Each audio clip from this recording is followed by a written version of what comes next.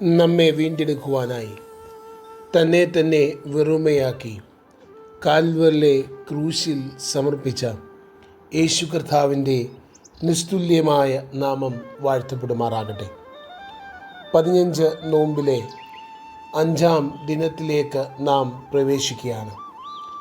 ഇന്ന് നാം ഒരുമിച്ച് ധ്യാനിക്കുവാനായി തിരഞ്ഞെടുത്തിരിക്കുന്ന വിഷയം ഭക്തി എന്നുള്ളതാണ്. അതിന് ആധാരമായി വിശുദ്ധ ലൂക്കോസ് എഴുതിയ സുവിശേഷം 2-ാം അധ്യായം അതിൻ്റെ 22 മുതൽ 24 വരെയും 41-ഉം 42-ഉം വാക്യങ്ങൾ. 41-ാമത്തെ വാക്യം: അവൻ്റെ അമ്മയപ്പന്മാർ ആണ്ടുതോറും പെസഹ പെരുന്നാളിന് യെരുശലേമിലേക്ക് പോകും. ഇന്ന് ആത്മീയ ഗോളത്തിൽ ഏറെ വർദ്ധിച്ച് നിൽക്കുന്ന ഒന്നാണ് ഭക്തി, അല്ലെങ്കിൽ ഭക്തന്മാരുടെ എണ്ണം ഇന്ന് ഏറെ വർദ്ധിച്ചിരിക്കുന്നു എന്ന് തോന്നുന്ന ഒരു കാലഘട്ടത്തിലാണ് നാം ഇന്ന് ജീവിക്കുക. കേവലം ആചാര അനുഷ്ഠാനങ്ങളുമായി ബന്ധപ്പെടുത്തിയാണ് നാം ഇന്ന് ഭക്തിയെ അളക്കുന്നത് എങ്കിൽ ഭക്തി എന്നുള്ളത് കേവലം ആചാരമോ എന്തെങ്കിലും അനുഷ്ഠാനമോ എന്നുള്ളതല്ല, മറിച്ച് നാം ആരാധിക്കുന്ന ദൈവത്തോടുള്ള ആത്മാർത്ഥമായ സ്നേഹവും ബഹുമാനവും സമർപ്പണവും അത്രേ. എന്നാൽ ഇന്ന് അപ്രകാരമുള്ള ഭക്തി നമുക്ക് കണ്ടെത്തുവാൻ വളരെ വിരളമായ ഒരു കാലഘട്ടത്തിലാണ് നാം ജീവിക്കുക. അവിടെയാണ് വിശുദ്ധ കന്യകമറിയാം നമുക്ക് വ്യത്യസ്തയായി നമ്മുടെ മുൻപിൽ ചില ചോദ്യചിഹ്നങ്ങൾ ഉയർത്തുന്നത്. ദൈവത്തോടുള്ള ഭക്തി അത് എപ്രകാരം ആകണമെന്ന് വിശുദ്ധ കന്യകമറിയാം കുടുംബമായി നമ്മെ ഓർമ്മിപ്പിക്കുകയും പഠിപ്പിക്കുകയും ചെയ്യുന്നുണ്ട്. നമ്മൻ്റെ 22 മുതൽ 24 വരെയുള്ള വാക്യങ്ങളിൽ യേശു കർത്താവിൻ്റെ ജനനശേഷം ശിശുവുമായി യോസഫും മറിയയും യെരുശലേം ദേവാലയത്തിലേക്ക് കടന്നു ചെന്നതിനെക്കുറിച്ചാണ് നാം വായിക്കുക. അവർ ദൈവത്തിൻ്റെ കൽപ്പനകളെ, നിയമത്തെ അനുസരിക്കുവാൻ തങ്ങളെ തന്നെ ഒരുക്കുകയും ക്രമീകരിക്കുകയും ചെയ്യുന്നുണ്ട്. ഭക്തി എന്നത് നാം ചിന്തിക്കുമ്പോൾ അത് ദൈവത്തോടുള്ള പൂർണ്ണമായ അനുസരണമാണ്, അല്ലെങ്കിൽ ദൈവവചനത്തോടുള്ള അനുസരണമാണ് ഭക്തി എന്ന് നമുക്ക് മനസ്സിലാക്കുവാൻ സാധ്യമായി തീരും. അനുസരണത്തിലൂടെ മാത്രമേ നമ്മുടെ ഭക്തിയെ നമുക്ക് നിർവചിക്കുവാനായി സാധ്യമായി തീരുകയുള്ളൂ. ഒരുപക്ഷെ ദൈവത്തെ അനുസരിക്കുക എന്നത് നാം ചില വില നൽകേണ്ടതാണ് എന്ന് തിരിച്ചറിയുന്നുണ്ട്.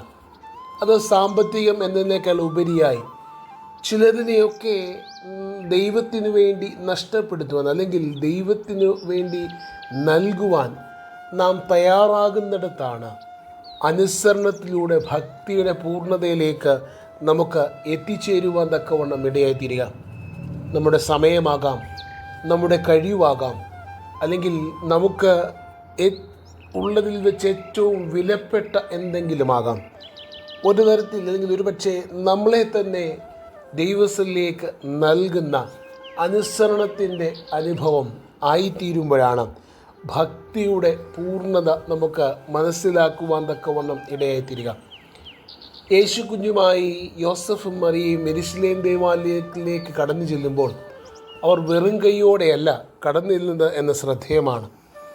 യഹൂദന്മാരുടെ നിയമമനുസരിച്ച് അവർ നൽകേണ്ടിയിരുന്ന യാഗവസ്തുവുമായി ആണ് അവർ കടന്നു ചെല്ലുക.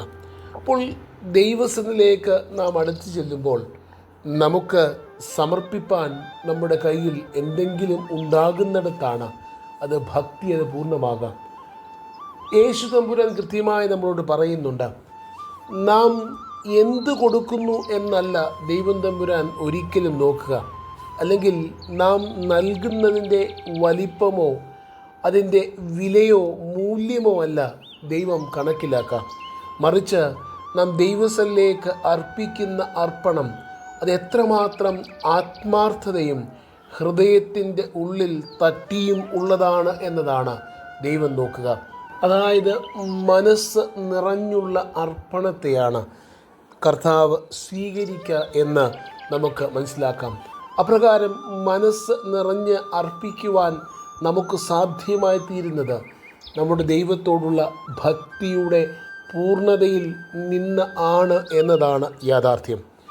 നാം വായിച്ചു കേട്ട 41 42 വാക്യങ്ങളിൽ യേശു കർത്താവിൻ്റെ യേശു പൈതലിൻ്റെ വളർച്ചയുടെ അനുഭവത്തിൽ അത് 12 വയസ്സായപ്പോൾ യോസഫും മറിയയും യേശു കുഞ്ഞിനെയും കൂട്ടിക്കൊണ്ട് യെരുശലേം ദേവാലയത്തിലേക്ക് പോകുന്ന യാത്രയാണ്.